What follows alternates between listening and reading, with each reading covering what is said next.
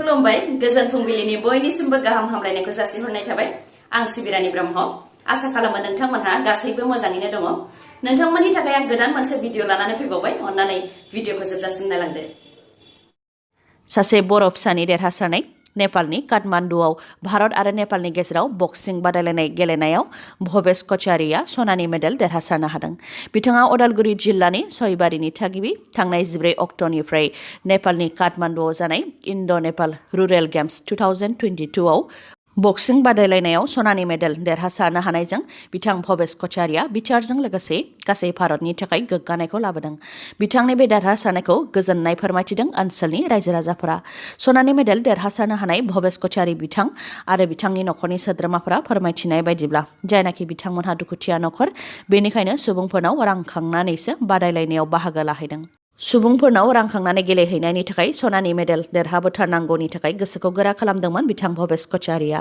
आरो बेबायदियैनो नाजाथाबनायनि गेजेरजों सनानि मेडेलखौ देरहासारनो हादों होननानै फोरमायथिदों जायनाखि बिथांमोननि ओनसोला गोग्लैसोनानै थानाय ओनसोल बेनिखायनो रायजो राजाफोरनिफ्राय मदद होनायाबो थोजासे नङा होननानै फोरमायथिदों ओनसोलनि रायजो राजाफोरा गुबुन फारसेथिं भवेश कछारि बिथाङाबो बक्सिं गेलेनायाव बाहागो लाहैनो थाखाय सोरखारनिफ्राय जेबो अनसुंथाइ मोनाखै होननानै फोरमायथिदों आरो सोरखारनिफ्राय मदद मोनोब्ला गेदेर गेलेनाय बादायलायनायाव बाहागो लानो गोसो दं होननानै फोरमायथियो बिथाङा रन्जन दैमारि बिथांखौ भारत सरकार आरो आसाम सरकारा थाबैनो उदां खालामनानै होआब्ला रावबो सोमावसाराब्लाबो खौसेथि बर' सुबुं आफाद UBPOआ सोमावसारगोन होननानै फोरमायथिदों मख'नो गोनांदि 2020 मायथाइनि 27 जानुवारियाव एबसु NDFनि मोनब्रै हानजा आरो UBPOआ भारत सरकार आरो आसाम सरकारजों बिटिआर गोरोबथा खालामदोंमोन नाथाय बिटिआर गोरोबथा जानाया 2 बोसोर बारलांबाय अब्लाबो रन्जन दैमारि बिथाङा दिनैसिमबो जोबथेसालिनिफ्राय उदां जानो हायाखै बेखौ लानानै खौसेथि बर' सुबुं आफादनि दैदेनगिरि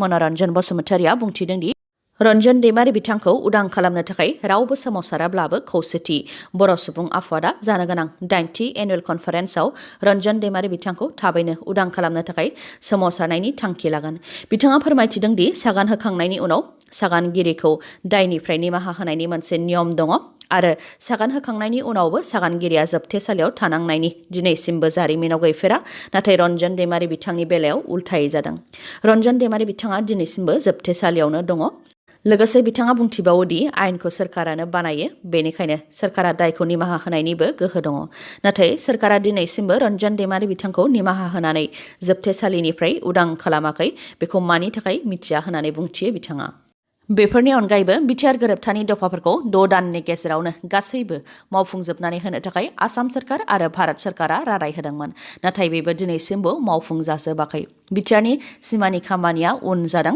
कार्बि आंलंनि जेंनाफोरा सुस्रांजायाखै बेबायदिनो बिटिआर गोरोबथानि गुबुन दफाफोरा मावफुंजाजोबाखै बेनिखायनो जानो गोनां 80 एनुवेल कनफारेन्सआव बिटिआर गोरोबथानि मावफुंजायै दफाफोर फाइनान्सियेल पेकेज आरो NDBफोरा जि रिहेबिलिटेसनखौ मोनफुंजोबाखै बेफोरनि सायाव माखासे थांखि लागोन आरो थाबैनो सोरखारा मावफुंनानै होआब्ला गासै जिल्लाफोरावनो UBPOआ सोमावसारफिननो थांखि लागोन होननानै फोरमायथियो UBPOनि दैदेनगिरि मनरन्जन बसुमतारिया कबिता दैमारि मुंनि सासे आइजोआ गहपुर पुलिस थानानि मोखाङाव गाबै गहपुर पुलिस थानानिफ्राय बिजिरनाय बिदों नाथाय मानि थाखाय बिजिरनाय बिदों कबिता दैमारिया फोरमायथिनाय बायदिब्ला थांनाय 17 बोसोर सिगांनो बिथाङा सन्जय दैमारिजों जुलि जादोंमोन आरो बिथांमोनना दा 16 बोसोर बैसोनि सासे फिसाजोबो दं नाथाय सन्जय दैमारिया गुबुन हिनजावखौ जुलि लाबावबाय जायनि थाखाय सन्जय दैमारिया कबिता दैमारिनो रांबो हरा बेखौ लानानै पुलिस थाना आरो बिजिरसालिफ्राव थांनाय 1 बोसोरनिफ्रायनो गिदिंगासिनो दं होननानै फोरमायथिदों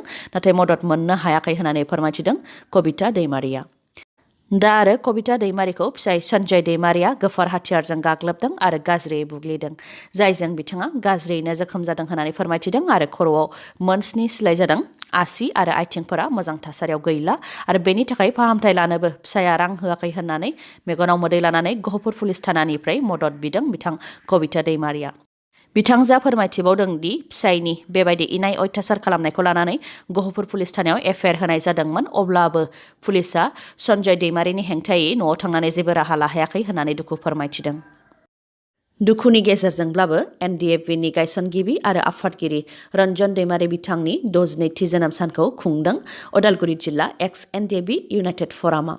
उदालगुरिनि बिश्वराभा कालचारेल कमप्लेक्सआव उदालगुरि जिल्ला एक्स एनडिएफबि इउनाइटेड फरामा रन्जन दैमारि बिथां गैयाब्लाबो रन्जन दैमारि बिथांनि नखरनि सोद्रोमाफोरखौ लाफानानै रन्जन दैमारि बिथांनि 62थि जोनोम सानखौ फालिदों। बे जोनोम सान फालिनायाव बिथांमोनहा हारिमुआरि हाबाफारिबो लादों। बे जोनोम सान फालिनायनि गेजेरजों रन्जन दैमारि बिथाङा दि बर'नि सासे जोहोलाव बेखौ जाहाथे इयुन जोलैया मिथियो बेनि थाखाय मेसेज होनाय जादों होननानै फोरमायथियो बिथांमोनहा फोरमायथिबावदों दि रन्जन दैमारि बिथांखौ जोबथेसालिनिफ्राय उदां खालामनो थाखाय एनडिएफबिफोरा लिगेल साइडनिफ्राय उकिल हमनानै गोजौ बिजिरसालियाव एपिल हियारिं लाबोनो नाजागासिनो दं। थांनाय 2021 मायथाइनि 6 डिसेम्बराव रन्जन दैमारि बिथांनि एपिल हियारिं जानो गोनांमोन, नाथाय बेखौ फावसयनानै 9 डिसेम्बर 2021 मायथाइसिम लाबोदों। बेनि उनाव बेखौबो फावसयबावनानै 2022 मायथाइनि 17 जानुवारिसिम लाबोदों। नाथाय माखासे जेंना जानानै फिन 17 जानुवारियाव जानो गोनां एपिल हियारिंखौबो फावसयबावदों।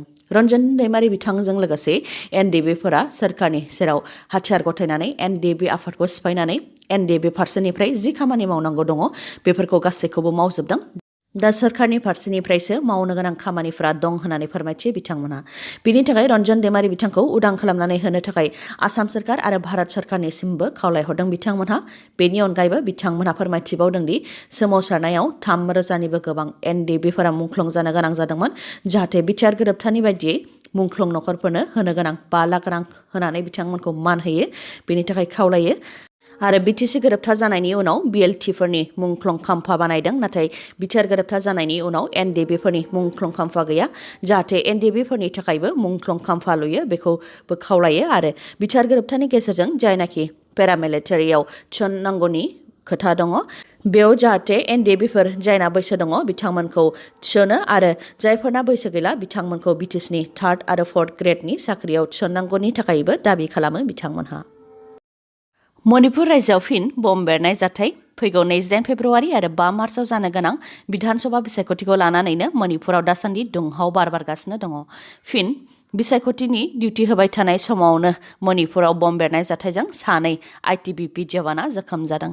जोखोम जानाय आइटिबिपिनि जवानफोरनि मुङा फारियै कनस्टेबल गौरब राय आरो गिरिजा शंकर। उनाव बिथांमोनखौ फाहामथायनि थाखाय काकसिं सिभिल हस्पिटालाव दैथायहरनाय जादों। मोनानि समाव पेट्रलिं होबाय थानाय समावनो मणिपुरनि काकसिं जिल्लानि वांग' लामखायाव बमा बेरदों। फिन कामरुपआव लुथिनाय जाथाय एसबिआइनि मोखांनिफ्रायनो सेख'नानै लानानै थांदों नोगोद 4 लाख रां। बेंकनि सिंनिफ्रायनो सोरबा दुथाङा स्रोदै खौरां हरखुमानायनि खामानि मावो नामा? बेयो मोनसे गेदेर सोंथि बेरखांदों। मानोना बेंकनिफ्राय रां बख'नाय लोगो लोगोनो लांगोनायावनो रांनि बेग सेख'जाफिननाय जाथाया बेयो गिबि खेब नङा। कामरुपनि ददरा एसबिआइ ब्रान्सनि मोखाङाव बाइकजों फैनाय 2 लुथिग्राफोरा लुथिनानै लांदों नोगोद 4 लाख रां। जुनु पाठक बिथाङा जाथायनि सायाव फोरमायथिनाय बायदिब्ला न' लुनायनि थाखाय लहा बायनो बिथांजोआ एसबिआइ ददरा ब्रान्सनिफ्राय 4 लाख रां बख'दोंमोन। रां बख'खांनायनि उनाव बेंकनिफ्राय ओंखारनानै गाहायाव नेनानै थानाय फिसाय रबिन पाठकनि बाइकआव गाखोदोंमोनल'। बेयावनो बाइकजों फैनाय 2 दुथाङा मिथिस्लाबालासे आइजोनि आखाइखौ मस्रायफैदों, जायजों जुनु पाठक आरो रबिन पाठक 2बो हायाव गोग्लैदों होननानै फोरमायथिदों। बेयावनो दाखाथिफोरा 4 लाख रां थानाय बेगखौ सेख'नानै बाइकजों खारग'लांदों। बे जाथायखौ खौरां मोननानै जाथायथिलियाव पुलिसा नुजाथिफैदों आरो 2 दाखाथिफोरखौ हमनो थाखाय नागिरनाय खामानिखौ मावफैदों। फोरमायथिनाय बायदिब्ला रबिन पाठकआ सासे सिआरपिएफनि जवान। रासिया आरो इउक्रेननि गेजेराव दासान्दि जि दावहानि थासारि जागासिनो दङ बेयो सानफा एफा बांगासिनो दङ। रासियानि आर्मि आरो मिडियाफोरा फोसावनाय बायदिब्ला इउक्रेननि 5 आर्मिफोरखौ रासियानि आर्मिया गावथारनो हादों। इउक्रेननि आर्मिफोरा रासियानि टेरिटरियाव हाबनो नागिरनायनि थाखायनो 5 इउक्रेननि आर्मिखौ गावथारदों होननानै फोरमायथिदों। नाथाय बे खोथाखौ नंखाय होननानै फोरमायथिदों इउक्रेननि फरेन मिनिस्ट्रिया। लोगोसे इउक्रेननि आर्मिफोरा रासियानि टेरिटरियाव माब्लाबाबो हाबाखै आरो बे गावथारनायनि खौराङाबो नंखाय होननानै फोरमायथिदों। रासियानि आर्मि आरो मिडियाया फोसावनाय बे खौरांखौ US secretary of state Antony Blinken बिथाङाबो नंखाय होननानै फोरमायथिदों। बिथाङा फोरमायथिदों दि रासियाया इउक्रेनाव हाबनानै गाग्लोबहैनायनि जि थांखि दङ बेखौ जाफुंहोनो थाखायसो बेबायदि नंखाय खौरां फोसावदों। रासियाया बे समाव इउक्रेननि सिमायाव 1,50,000सो आर्मिफोरखौ सिमायाव दोनहैखाबाय आरो इउक्रेननि सिङाव हाबनानै इउक्रेनखौ गाग्लोबनायनि जि थांखि बेखौ जाफुंहोनो थाखायसो इउक्रेननि आर्मिनि सायाव नंखाय दाय जाबसिननानै दावहाखौ जागायनो थांखि लादों होननानै फोरमायथिदों। पाकिस्तानाव भारतनि सा 31 ना हमग्राफोरा हमजादों। पाकिस्तान मेरिटाइम सिकिउरिटि एजेन्सिया गंबा नावजों लोगोसे सा 31 भारतनि ना हमग्राफोरखौ हमदों। पाकिस्तान मेरिटाइम सिकिउरिटि एजेन्सिया पेट्रलिं खालामबाय थानाय समावनो पाकिस्ताननि एक्सक्लुसिव इकनमिक जनाव ना हमनायनि थाखायनो भारतनि ना हमग्राफोरखौ हमदों आरो गंबा नावखौबो जब्द खालामदों। हमजानाय ना हमग्रा सा 31 खौ दा पाकिस्ताननि कराचियाव लिगेल प्रसिडिंनि थाखाय दैथायहरनाय जाबाय। भारत आरो पाकिस्ताना बे बोसोरनि जागायजेननायाव फोरमायथिनाय बायदिब्ला सा 628 भारतनि ना हमग्राफोरा पाकिस्ताननि जोबथेसालियाव जोबथेजानानै दङ आरो सा 355 पाकिस्ताननि ना हमग्राफोरा भारतनि जोबथेसालियाव जोबथेजानानै दङ। मख'नो गोनांदि बे मोननै हादरनि ना हमग्राफोरा गुबुन हादरनिजों हमजायोब्ला बांसिनानो जोबथेसालियावनो जिउ जोबजासे थानो गोनां जायो। दिनैनि भिडिअआ एसेनोसै। गाबोन आरो गोदान भिडिअजों लोगो मोनफिनबावगोन। नोंथाङा दासिमबो आंनि चेनेलखौ साबस्क्राइब खालामाखैबा अन्नानै साबस्क्राइब खालामदो, लोगोसे लाइक, कमेन्ट आरो शेयार खालामनो दाबाव। गोजोन्थों।